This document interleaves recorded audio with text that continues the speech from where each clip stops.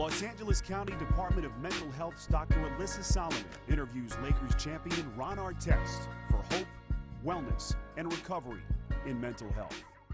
We're here with LA County Department of Mental Health, and we're here with Mr. Ron Artest. Thank you for speaking with us, Yes, Mr. thanks for having me. Artest. Thanks for having me. Could you tell me about your childhood?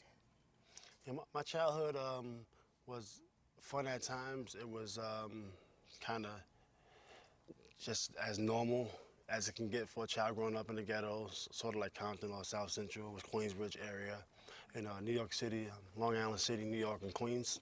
And it was great though. I grew up until the age of 13 with a mom and a dad in the household, and they separated. You know, at the same time, there was a lot of violence going on in the neighborhood, a lot of substance abuse and things like that going on in the neighborhood. A lot of, adjusting to your environment and a lot of things that I picked up, a lot of bad habits that I picked up, or habits that I didn't want to pick up. Like what? Maybe just aggressive, too aggressive, temper, parenting habits, household habits, family household habits, things like that that I didn't want to pick up. Was your family religious or spiritual? Yeah, we grew up in a Baptist church, and we went to church every Sunday. And I think growing up in the church helped me out a lot, just to make decisions that I knew was right. And I pretty much had an idea of what was right and wrong, but I felt if I didn't grow up in a Baptist church or, in the church in general, I probably would have done things a little bit different. Like what? Maybe just instead of making good decisions, maybe instead of not getting involved in the streets, I probably would have gotten involved in the streets. I think all that, just being under a household where my father and mother, I was born into a household with my father and mom. I did go to church. I did have to go to school. I know a lot of kids in my neighborhood that didn't have to go to school, or maybe the parents wasn't around due to work and things like that, so the kid might just play hooky and things like that. You went to church every week? Every Sunday. Wow. Every Sunday. What was most stressful about your childhood? I guess the most stressful about my childhood, probably the stress of the parents that they bring back in the household. As a working citizen now, it's good not to bring problems from home to work, and it's good not to bring problems from work to home. But in my household, everything was just bottled right in, in one.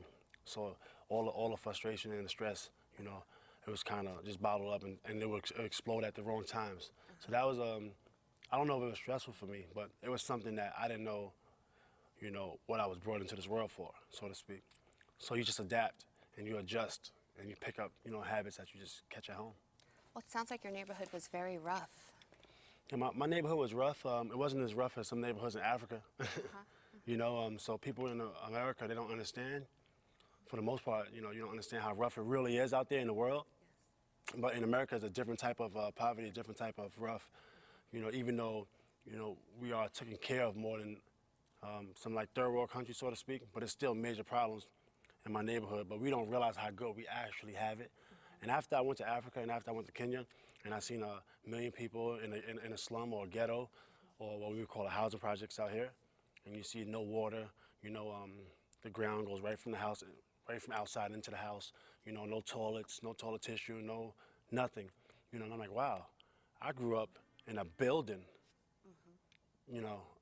I grew up in a building with government cheese and food stamps. Like, wow, I actually had it pretty good. And running water. Running water, I actually had it pretty good. You were full of gratitude. Yes, I was definitely full of gratitude. So now I look at things, differently. If not for that trip, I would have still had the same mindset of, I'm a ghetto kid and just real aggressive and real offensive. And now you're a champion? Yes, now you're a champion. Did you witness violence or any trauma when you were young? Yeah, I witnessed violence, and a lot of it came from friends and people that's in jail or passed away now. As an 8-year-old kid or 10-year-old kid, you witness shootings and things like that. You witness transactions and things like that. Most of my family, a lot of them was in jail, for trafficking and things like that. And so But as a kid, you're like, wow, you know, you sell this and you make $10 and you think it's cool. You don't know that it's actually bad. At the time, you don't even know what the word illegal means, right?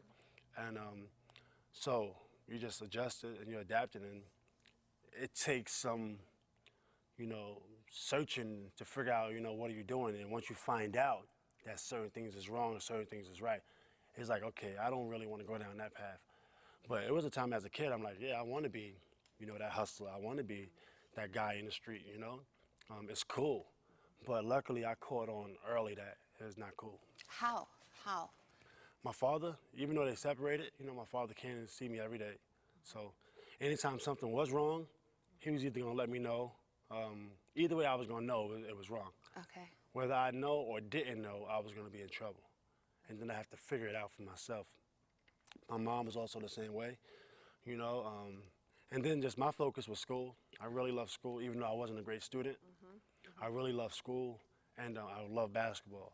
And a lot of things kept getting me sidetracked from basketball, you know, and a lot of things that wasn't my character, wasn't my personality, you know, and my personality didn't connect with certain things in the street, you know, so I was trying to find myself at a certain time.